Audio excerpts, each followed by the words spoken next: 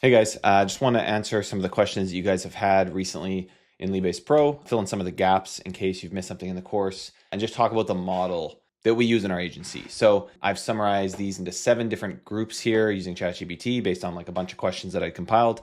And it kind of overreached and tried to answer these for me, but I will just speak to each question. So let's jump right into it. Who pays the ad spend? One option is you pay, one option is the client pays. In most cases, I think this is going to be what you're doing is you pay, and this is what we do. So we pay the ad spend and bake it into the lead price. So let's just say we have, we're selling 100 leads for $5,000. So that's $50 per lead. I would go and get the revenue from those. I'd get my $5,000 from the client. And in pretty much every case, our clients pay us up front. So they pay us $5,000, and then I go and run ads and I try and get those leads for hopefully around $25 per lead, because I want to have a 50% margin. In an ideal world, not always possible at the end of the day. Usually things shake out at around 30 to 40% for us, especially as you kind of scale and get some volume going. So we pay for all the ad spend, which is great because I have an insane amount of points. Ryan B. And I have gone to Arizona a bunch of time and rented a big house and brought a bunch of friends down there because we just have a crazy amount of points from all the money we spend on Google and Facebook. Shout out to Google for not allowing you to use credit cards anymore, though. Not too happy about that, guys. They make you wire transfer them, which is ridiculous. So it's really silly. Yeah, we pay. So again, we might spend $2,500 getting all those leads. Let's say we spent enough to generate 10 of them per day for those 100 leads. So over 10 days, we deliver them in real time, and we spend $2,500. We pocket the other $2,500, and we pay for it. Client pays is a great way to start out if you're just getting into a niche. You just pitch someone essentially on a retainer. They pay the ad spend. They could pay you a little a small fee or a back end deal or something like that. That would allow you to run a bunch of ads in the niche without taking any risk really whatsoever, and then getting an understanding of what leads cost, how to generate high quality leads and getting feedback from a client. So you pay is ideal for scaling. Client pays is a great option too. And I mean, there are a lot of guys that crush it with retainers. So it's not like that doesn't work. We've just seen the most scale with the classic pay-per-lead model where you pay. Number 2, how are leads delivered to clients? So delivery can be in real time or batch delivery. But again, ChatGPT is kind of overreached here, and pretty much everything we do is in real time. So if we're running a campaign, let's say we have that $5,000 that has come in as revenue, we would collect that $5,000. We would start running ads at say $200 per day. Or we already have campaigns running, we just simply increase our budgets and try and get more volume, and then we'd round robin those leads out. And if we got 10 leads throughout a day and our clients accept leads from 6 a.m. to 6 p.m., we would spit those leads through to their CRM or through to a Google Sheet or whatever, email notifications, whatever they want, really, we can do. Most people have a CRM. If they don't, you can upcharge them for a Go High Level sub account, and for an extra $300 to $500, have them use Go High Level. It's going to be quite sticky, which is nice. Or just send leads to a Google Sheet that you can both reference and look at, as well as sending them to their CRM using something like Lead Prosper. We use Lead Prosper to distribute leads. So leads go into Lead Prosper and then are sent out to each client based on round robin, based on their criteria. Batch delivery daily via spreadsheets just does not work because you want to have speed to lead. You can't really have speed to lead, or you literally can't have speed to lead if you're delivering leads in batches via spreadsheets. This only works if someone's buying age data from you, which I have done. So if I have leads that are 60 to 90 days old, for example, I've sold a list of 10,000 of those leads to somebody for a couple bucks a lead, and so got a big chunk of revenue in for these old leads for like $2 or $3 per lead that they can comb through if they have a call center or something like that. It's still good, relevant data. But if I've sold that lead exclusively to one client for 60 days exclusivity, I might sell that. I usually wouldn't sell it to a client in the same industry unless it's several months later, which is pretty questionable nowadays with all the rules. But I could sell that data to a very like niche. So let's say I'm running ads for a home rental client. I might be able to sell that list of data to somebody who does loans for home renos or for commercial builds or something like that, just as an example. Do I need a CRM like Go High Level? So you don't need a CRM. Your client, again, is usually going to have a CRM. If you're working with clients that are not as sophisticated, they might not be the best clients. It just depends. So the basic thing that we do is we send leads to a Google Sheet, and I like to store Google Sheets in Drive and have all my leads there, just because it's an easy way for the client to go there and report to me, especially when starting out. And I send them an email notification. If they have a CRM, you can obviously send the leads to their CRM. If they don't, You can get them on Go High Level. Again, get them to pay you to use the sub account.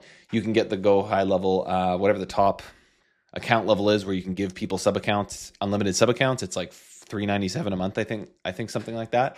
You can use our code below if you want. And then you can have unlimited sub accounts. You could have all of your clients on a sub account. You could set up their automations, charge them $500 a month, which is not that crazy for full like automation stack for text and email and a CRM. And then that way they have a CRM, you send the leads into Go High Level. And Go High Level can actually distribute the leads, so you don't have to use Lead Prosper, I think. So you could do that. And then you get to share a pipeline. And you can white label the client portal. You can do all the appointment setting and stuff like that there. You could have a VA plugged into that. You could do a bunch of stuff. So that's definitely a really good possibility. I talk a lot of crap about Go High Level, but from a CRM perspective and from an automation perspective, from an AI automation perspective, it's sweet. Go High Level is awesome, just not for landing pages, guys. Who's responsible for contacting the leads? So typically your client is, unless you're offering something on top of that. So what we do is we sell leads and we do not speak with any leads. We sell leads at volume. We don't call them. We don't nurture them. Well, we do a little bit of nurturing, but not really, because our clients are so on top of that. They call the leads 21 times and we set those expectations with them. You could add, maybe you want to sell appointments. So instead of selling leads for $50, you sell appointments for $150 and you hire the caller, you set the appointment, you work the leads. So you try and get, maybe you're trying to get a lot of cheap leads on the front end and set the appointment, or maybe you just focus on getting high quality leads that are ready to pick up the phone and then book the appointment or do a live transfer and sell that for 3 to 4x what you were selling the lead for. Sorry guys, I've been up since 3:30 in the morning. My child was up at 3:30 if you didn't guess. So yeah, you can, your client is responsible, and regardless, your client is responsible for contacting the lead. Emphasize fast follow-up, offer optional upsells like sales coaching. And yeah, I like to give my client like a recommended checklist of how many calls and follow-ups they should do, especially if they're a little bit smaller. And then another thing to consider is how you hand off the lead to that client. So what we do is we have our landing page, we have our quiz, we tell people that are coming through the funnel, hey, we're going to connect you with the recommended XYZ in your area. So when they go and complete the quiz, we say, great, you've matched with Bob's Roofing, whatever, from here in Utah. Bob's Roofing is going to be giving you a call. So please wait for this number to call you. We have their number on the thank you page. We have a photo of Bob and his team. We got testimonials from Bob. Then when Bob calls, he says, hey, Ryan's Roofing recommended you to us. I'm Bob from Bob's Roofing. Ryan's Roofing is the lead gen brand. Bob is Bob's Roofing. So that's making that handoff. So yeah, obviously sending leads in bulk hurts conversions. So you want to send leads in real time. Your client's going to want to contact them within 5 minutes, ideally even sooner than that.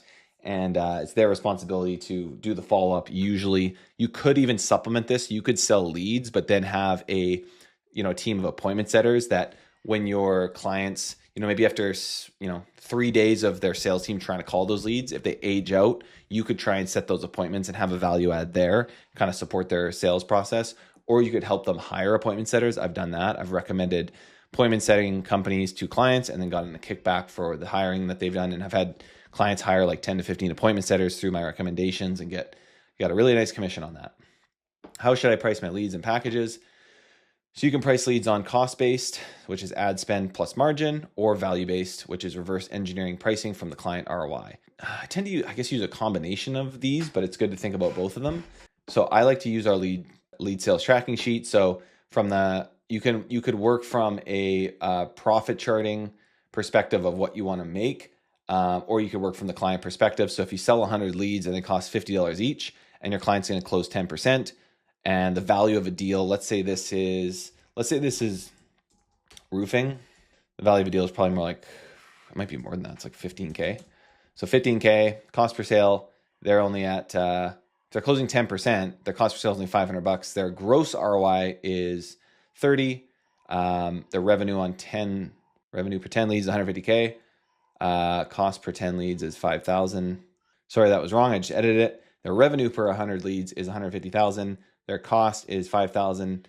This is obviously probably not realistic, but that's okay. We're just using it for science. My bad, guys. That was broken. I fixed it. So their gross profit would be $49,500. That's a really high percentage of ROI. So again, this probably isn't the most realistic equation here. You're probably selling roofing leads for more like $120. Their close rate's probably closer to 8. So if they're spending, 100 times 120, close deal value, cost per sale. going to do 8% of 120. Their cost per sale is 1,500, and this is the profit per 100 leads.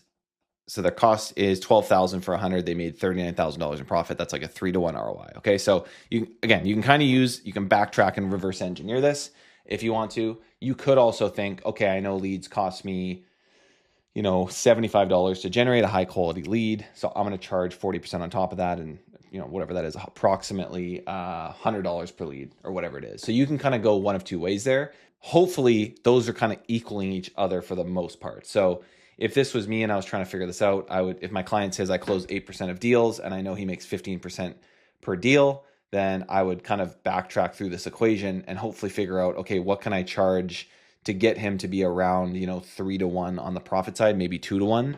And maybe that's around $100 per lead. And then hopefully I'm getting leads for 60 when I'm running my testing, and I can kind of verify, okay, this is going to work if he closes at 8%. So those are the types of equations that I like to do. And moving on to the next question, what do I need for client onboarding and delivery SOPs? So a good onboarding process should include the lead qualification criteria. So what's a good lead?